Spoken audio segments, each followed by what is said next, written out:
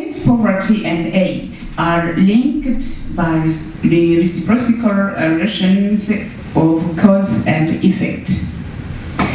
Well, Burundi access to all international initiatives on HIV/AIDS.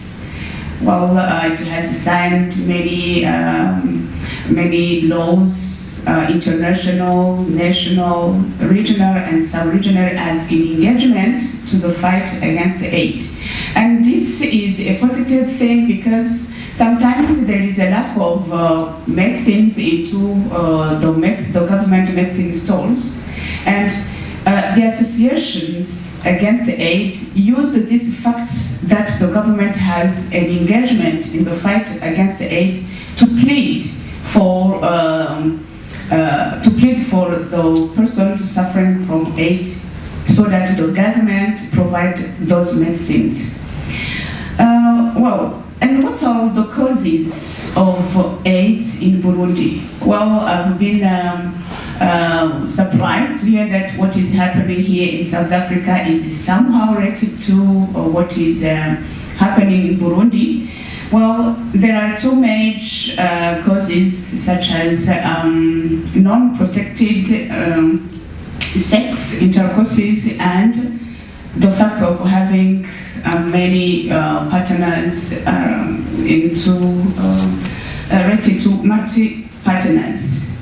Well, why do people accept to have unprotected sex, and why do they accept to have many partners? Well, first of all, there is a lack of information services. Second, there is a lack of counseling and sufficient and appropriate prevention services and care of HIV/AIDS and sexually transmitted infections. The major thing is the poverty that makes women and girls the most vulnerable to unsafe sex. What happens into these matters? Normally in Burundi there are families consider children as the richness. You may find a family with 6, 7, even more than 10 children. And the main activity is agriculture. And hence, the ground do not produce anymore. And what do children do? They leave the rural area to cities. And they don't all get jobs.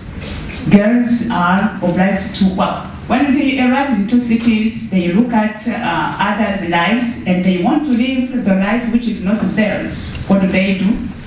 Well, they don't have a job. Or what they do, they are obliged to accept partners and, unprotected sex identities, the HIV which is transmitted. There are also social and cultural taboo. I want to give an experience that we are exercising in Burundi. Me as the coordinator of Women Affairs, what we have to do is we organize ourselves to reach the countryside, because Bujumbura is at the west of Burundi, and we organize ourselves into small groups. We go into the countryside. Normally in my society,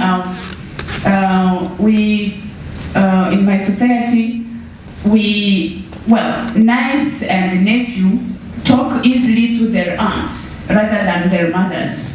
So we go there to advise mothers and aunts, because into my society, a child is for the whole family, not only for the father and the mother.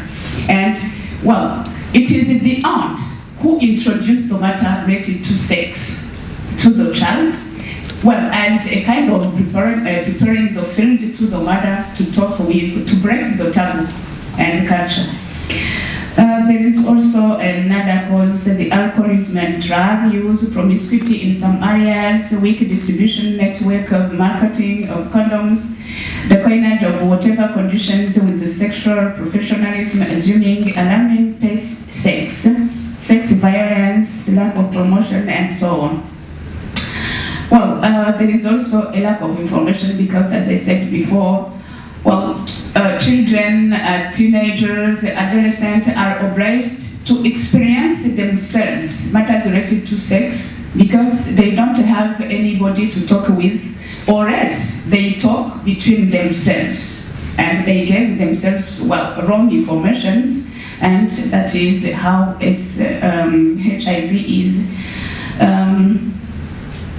given into transmitted from child to others. There is also a nearly sexual activity as shown by the numbers followed. There has been current research and it revealed that 16% are reported to have had their first sexual intercourse at the age of 10. Nobody at that time, me as a mother, my sister as a mother, well, is considering the child as, well, a person who is not able to understand that. And 17 had had their first sexual intercourse between 10 and 14, while both are still children. And 38% between 15 and 20 years. And this is why we are trying, in human health aid, we're trying to give our help, well, trying to reach different families into the countryside to explain that they have to look a way of chatting with the children at the early age matters related to sex. Because after all, it is the life of our children, we have to break the taboo so that we save the life of our daughters. Well, the factors that facilitating HIV transmission, well, are, as I said, the lack of information, the misconception of HIV, the unprotected, and so on.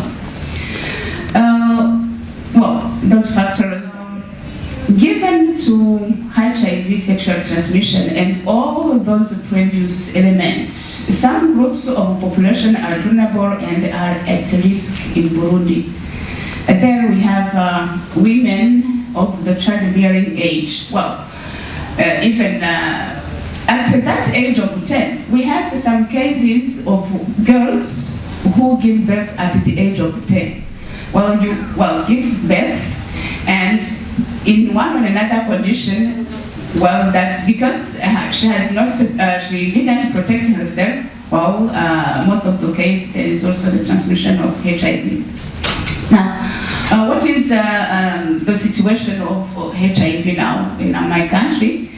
The prevalence in the population aged between 15 and 49 is estimated at 1.4%, and then 1.7% are women, while men are only 1%. And when we compare women and men, women, the HIV prevalence reached the highest levels in the Bujumbura city. It is 5.9% among women, while for men it is just 2%. For women also, HIV prevalence is 5 times higher in the town than in the rural area. For men, the prevalence is 3 times higher than in the rural area. We understand that women are most in danger than men. If we consider the status of persons, we've seen that divorced and separated women have the higher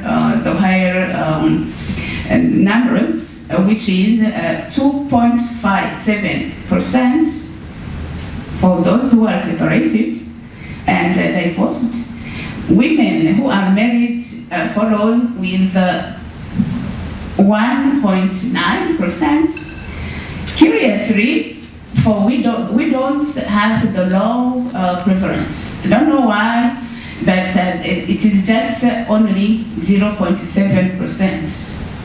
I don't know if widows are not vulnerable than divorced and separated women. Now, with the situation described above, can we expect a reduction of HIV/AIDS in the near future? Well, the situation, in such a situation, the transmission of HIV depends on the evolution of the population. That's normally, nowadays, it is increasing. Why? In the previous years, most women, most mothers feared to go to the hospital to give birth because if they were not able to pay, they were imprisoned into hospitals. In the previous days, there is a law that allows them to give birth for free. There, it is also another good thing to prevent the transmission of HIV because when they give birth at home, either the child could get it or the helper of the mother to give birth. But now that they give birth for free, they go to the hospital. But there is somehow bad consequence to that. Women, it is somehow they push them to give birth in disorder. In the way that nowadays the message is to go back to what the government have said and saying, well, we've given you the opportunity to give birth for free, but we didn't tell you to go and give birth each year. And it is somehow a problem because with the evolution of the population and the lack of services which are somehow trained to the prevention of HIV, it is a problem. Now, we say that the evolution of HIV/AIDS, the relationship between the increase of the population and the HIV/AIDS is evident.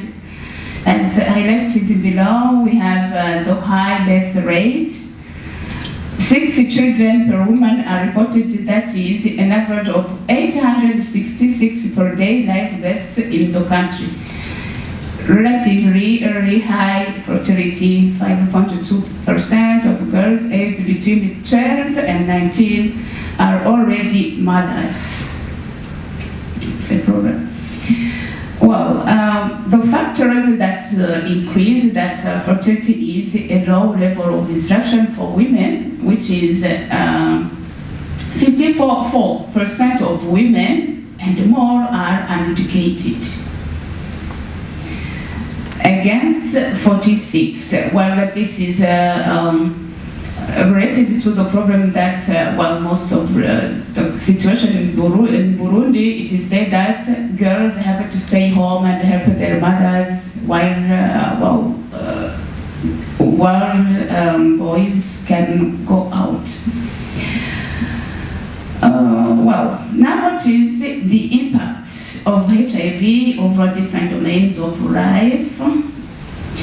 Well, the epidemic has a definite impact on different sectors of development in Burundi. First of all, there are many persons, mainly 70% occupancy of hospital beds in internal medicine, which means most of the medicine are used for those persons. Well, there is a projection of loss of life due to HIV/AIDS on life expectancy is 4 years, which is 55.4 years for persons suffering from HIV/AIDS versus 51.3 per year for persons without it. There is also a decreased productivity due to that epidemic. That is 1.8% in 2005 to 3% in 2006. Well, there are many orphans due to that epidemic. There are dismantling of the family. It means that there are many widows, many street children and children that are vulnerable. There are also the morbidity and mortality, significant roles in experienced